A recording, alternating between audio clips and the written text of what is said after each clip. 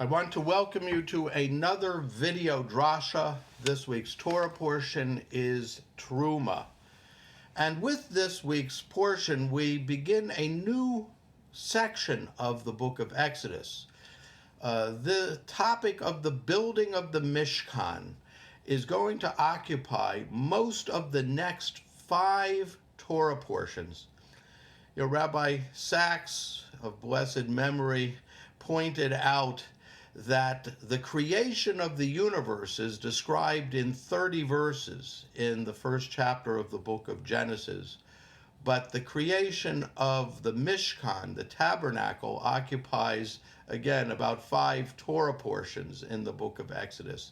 Indeed, the last third of the book of Exodus describes in great detail the construction of the tabernacle, of the various furnishings of the sanctuary, and also, of course, the garments of the Kohanim, the priests. And there is not only a lot of detail, but there's a lot of repetition of the detail. And so this is one of those questions that cries out, for an explanation. Why is so much of the book of Exodus devoted to this topic of the Mishkan, the tabernacle?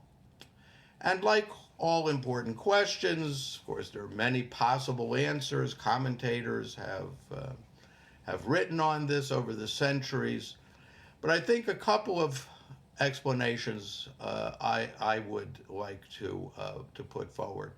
First of all, we have to understand that the Mishkan is, of course, the model for the temple that will eventually be built in Jerusalem. And we cannot underestimate the centrality of the temple. When the temple stood in Jerusalem, it was the center of Jewish life, period. Okay? The sacrificial system, which is going to be described in the next book of the Torah, the book of Leviticus, was carried out and could only be carried out in the temple in Jerusalem. But indeed, the whole system of how does one gain atonement for one's sins, for instance, was a matter of bringing a sacrifice to the temple. If one inadvertently violated the Shabbos, let us say, you brought a sacrifice to the temple. In addition to those sacrifices, there were also volunteer offerings, and then, of course, there were communal offerings on a daily basis. The holidays were very much also a matter of bringing sacrifices and offerings to the temple in Jerusalem. The temple was the center of Jewish life. So that partially explains the amount of space that the building of the tabernacle takes up in the book of Exodus. But I think there's another question that cries out for an answer that the tabernacle will also help us explain. And that is, given what I've just said about the centrality of the temple for Judaism, the question that really any historian of Judaism has to answer is, how did Judaism survive the destruction of the temple?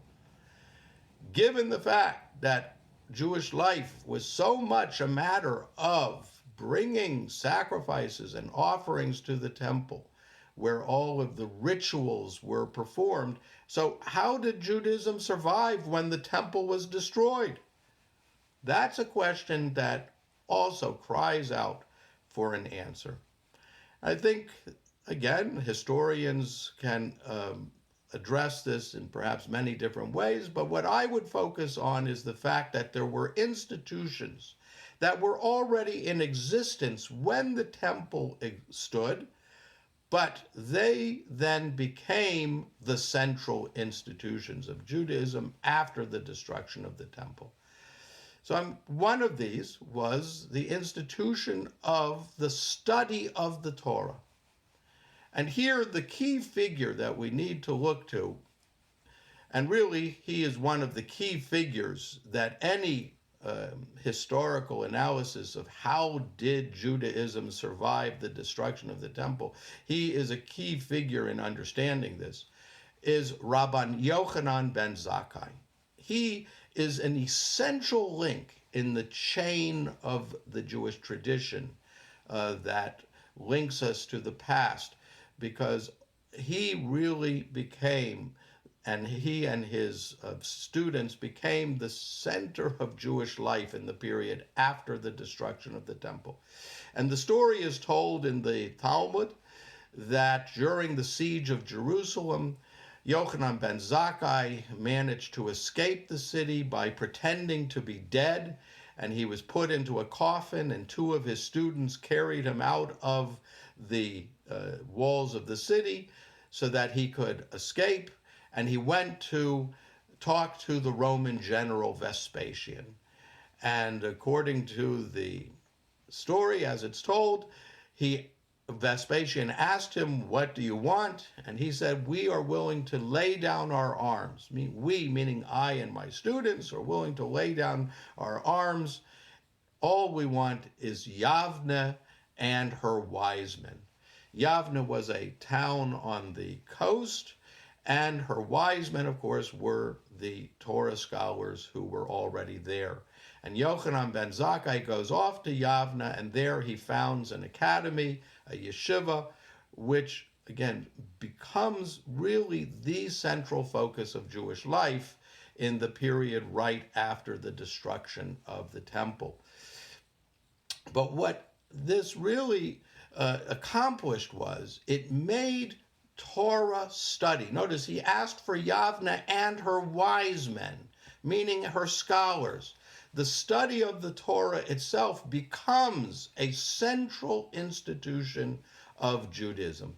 You know, we see this idea embedded in the Talmud. There are midrashim that talk about how Abraham already asked God, you know, what are my descendants going to do to atone for their sins when the temple is destroyed?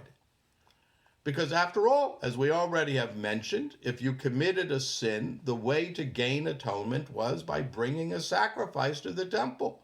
So this question is put into the mouth of Abraham. What are my descendants going to do when the temple is destroyed?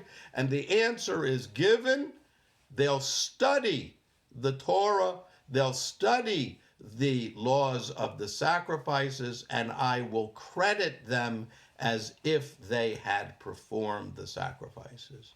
And so the study of Torah becomes so central to Judaism. And again, we cannot overemphasize how important the study of Torah is.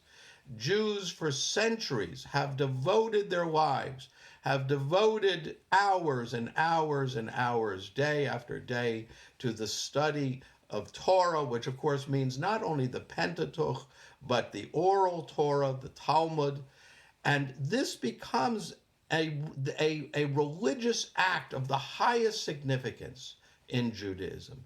And I would say that for ordinary Jews, the study of Torah is also an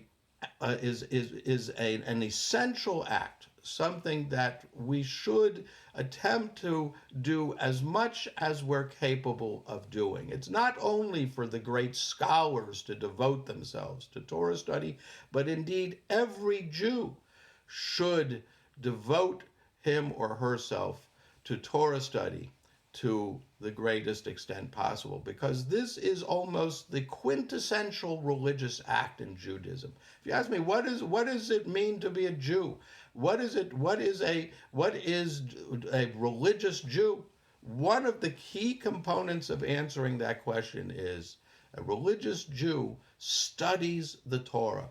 It becomes not just a means to an end. You don't just study the Torah in order to know, well, what do I have to do? Although that's important too. But the study of Torah becomes an end in itself. It is a religious act. The other institution, and this brings us back to our portion, the other institution that becomes central is, of course, the synagogue. Now, we know that there were synagogues already in existence during the time of the Second Temple. We know that they existed because of archaeological evidence and because of literary evidence. They are mentioned in works such as the Talmud. So there were synagogues, but obviously they were not the primary religious institutions. But after the destruction of the temple, they became the central religious institutions. And the fact is that the Mishkan, the tabernacle, is the model for the synagogue.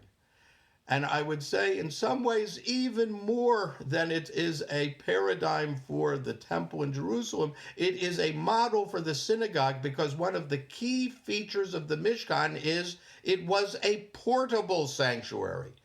It could be disassembled, carried, and reassembled in a new location. That's what they did in the wilderness. And indeed, that's what a synagogue is. A synagogue can go with the Jewish people wherever we go. It can go to Poland. It can go to Morocco. It can go to Peoria, Illinois. Wherever Jews went, they took the synagogue with them.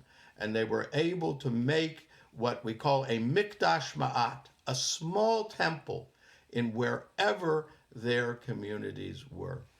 And so I think that this also tells us why the building of the Mishkan has such a central place in the Torah, because it will become the model for the institution that allowed Judaism to survive the destruction of the temple, and that is the portable sanctuary, the synagogue, which went with Jews from country to country, wherever we have lived.